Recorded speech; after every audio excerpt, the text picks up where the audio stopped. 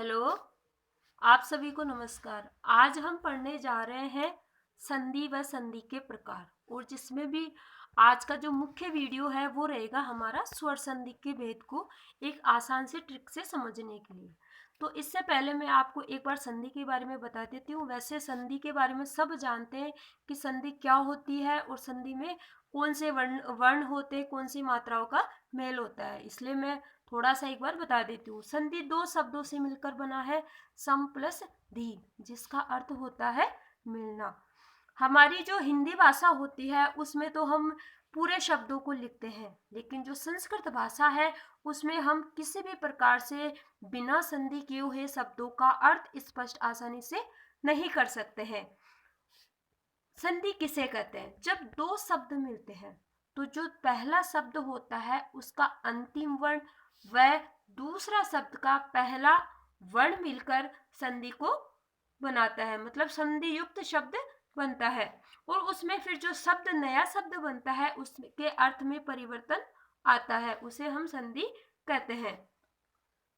जैसे हिमालय है, him plus आलय, जो पहला शब्द है इसका जो मैं है इसमें ए वर्ण है और आलय में पहला आ है। हिम जो शब्द है उसमें ए है और आलय में आ है, और दोनों मिलकर बन गए आ, हिम प्लस आलय यानी कि हिमालय। अब आगे है हमारा संधि के प्रकार। हम जानते हैं कि संधि मुख्य रूप से तीन प्रकार की होती है: स्वर संधि, व्यंजन संधि और विसर्ग संधि। स्वर संधि क्या होती है? इस शब्द से हम अच्छे से समझ सकते हैं कि स्वर संधि में स्वर की जो मात्राएं होती है, स्वर का स्वर के साथ ही मेल होता है। मतलब जो स्वर की ध्वनि होती है, शब्द की अंतिम ध्वनि वह शब्द दूसरे शब्द की पहली ध्वनि मिलकर एक तीसरा शब्द का निर्माण करती है, और उस तीसरे शब्द में अर्थ में परिवर्तन होता है, उसे स्वर संधि कहते हैं। स्वर संधि के मुख्य रूप से प्रकार होते हैं 5। आज मैं आपको ये पांचों प्रकार एक साथ क्लियर करना चाहती हूँ। हमें हमेशा संधि व्याकरण के नियमों के अनुसार ही संधि को पढ़ना है, लेकिन मैं आपको एक बार मोटे तौर पे ये बताना चाहती हूँ कि हम शब्द को देखकर एक बार ये पहचान जाए कि कौन सी संधि है, तो उसको समझना बहुत ही आसान होता है। जैसे हमारी पहली संधि है दीर्घ संधि। देखो, दीर्घ संधि, दीर्घ का मतलब होता है बड़ा। तो इसमें क्या होता है, जो भी शब्द होता है उसमें मात्रा हमेशा बड़ी ई, बड़ा ऊ और आ, ये तीन मात्राएं होती है। तो शब्द से हमें पता चल जाता है। जैसे दूसरा है गुण संधि, इसमें क्या होती है, ए और ओ की मात्रा होती है। जैसे रमेश, रमा प्लस ईस, मतलब ए की और ओ की मात्रा होती है।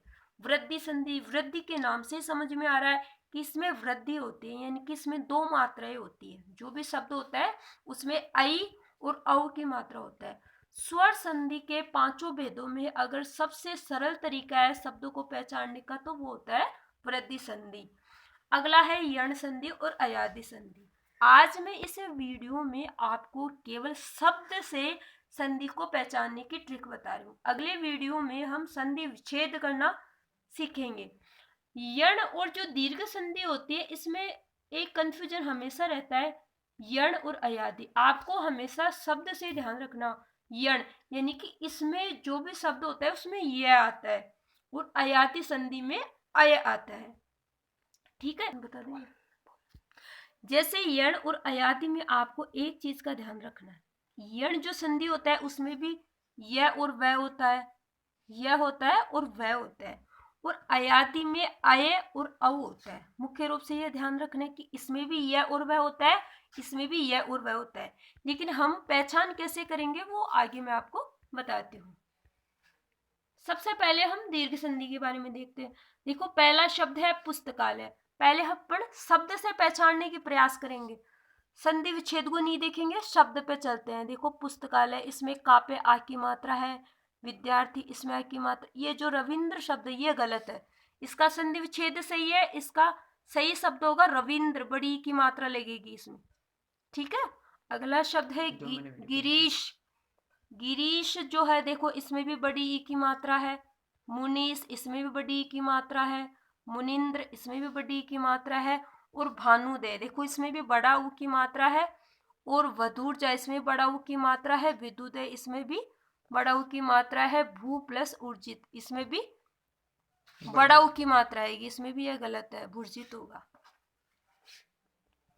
मतलब बड़ा आ, बड़ी ई और बड़ा ऊ, ये देकर हम दीर्घ संधि की पहचान कर सकते हैं। अगला है गुण संधि।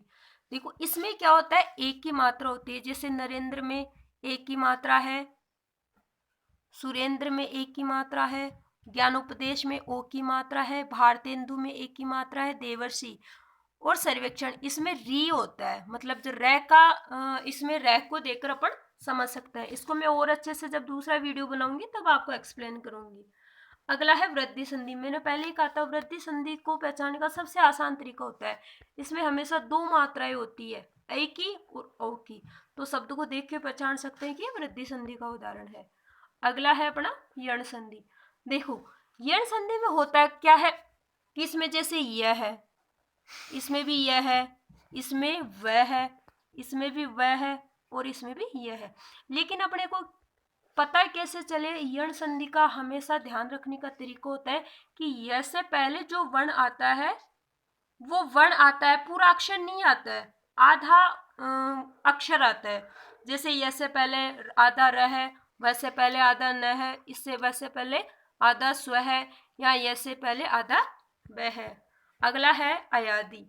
यण में और अयादि में पहचान करने का सबसे सही तरीका यही होता है कि इसमें भी यह और वह होता है, लेकिन इसमें शब्द से पहले कभी भी आधा अक्षर नहीं होता है। देखो यह से पहले न है पूरा, वैसे पहले ना है, वैसे पहले वह है। इस प्रकार आज मैंने आपको केवल इन जो स्वर संधि होती है इनके शब्दों में संधि को पहचानने का तरीका बताया है। अगर आपको ये वीडियो अच्छा लगे तो इस वीडियो को लाइक करें, कमेंट करें, अपने दोस्तों को शेयर करें और हाँ, इसको सब्सक्राइब जरूर करें। मैं ऐसे आसान ट्रिक के साथ आपको और वीडियो में लेकर आऊंगी और आसान तरीके से मैं आपको जो हिंदी की व्याकरण है उसको पूरा समझाने का प्रयास करूंगी।